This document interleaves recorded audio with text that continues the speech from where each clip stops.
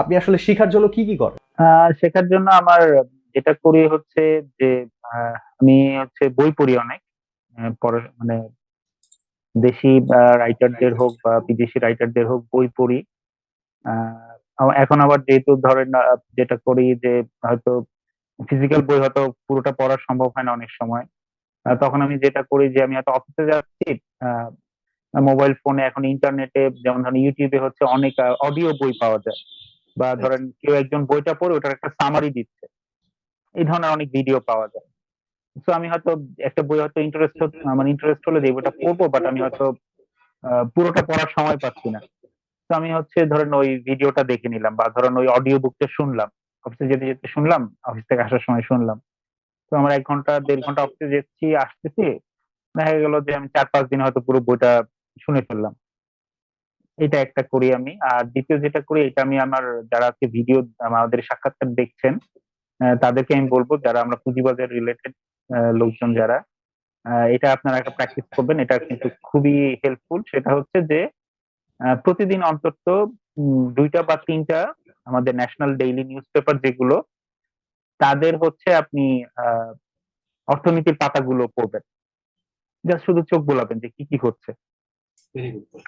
শুরুতেই হয়তো আপনি হয়তো সব বুঝবেন না, বাট পড়তে পড়তে আপনি হয়তো 2টা বাংলা 2টা ইংলিশ দেখলেন, ইংলিশ ডেইলি পড়লেন।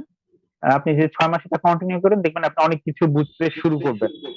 এবং তখন হচ্ছে আপনার ইন্টারেস্ট যদি গ্রো করে, দেন নিজের ইন্টারেস্টে বিভিন্ন টার্মস কোনটা কিভাবে কাজ করে, এগুলো শিখে নিতে পারেন। আর এই দুটো করি। আর তৃতীয় যেটা করি সেটা হচ্ছে যে স্টক মার্কেটে যেহেতু আছি তো অনেকদিন হলো, 15-16 বছর ট্রেড করি বা ইনভেস্টমেন্ট যেটাই করি, মিস্টেক তো হয়। মানে সব এমন না যে ভুল হয় না, ভুল ডেফিনেটলি হয়। তো যখন ভুল হয় তখন হচ্ছে এটা নিজে মানে অন্য কাউকে আসলে দোষ দেই না যে মার্কেট খারাপ, বিএসসি চেয়ারম্যান কিছু করতেছে না, বা ইনস্টিটিউশন কিছু করতেছে না। ওদেরকে আসলে দোষ দিয়ে লাভ নেই, মানে তাতে তো আসলে আমার কোনো উপকার হইলো না।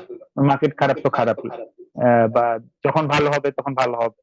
বাট আমি দোষারোপ করে তো আসলে কোনো লাভ হচ্ছে না। তো আমি যেটা করি তখন হচ্ছে যে আমার মিস্টেক আসলে কোন জায়গায়, যে কেন আমি ভুলটা করলাম, সেইগুলো আইডেন্টিফাই করার চেষ্টা করি, এবং চেষ্টা করি যে ইন ফিউচার নেক্সট টাইম আমি যাতে আর ওই মিস্টেক গুলো না করি। Very nice. আর অডিও বুকের কথা যেটা বললেন, সেটা ইংলিশ অডিও বুকের সাথে সাথে কিন্তু এখন বাংলা অডিও বুকও পাওয়া যায় ইউটিউবে।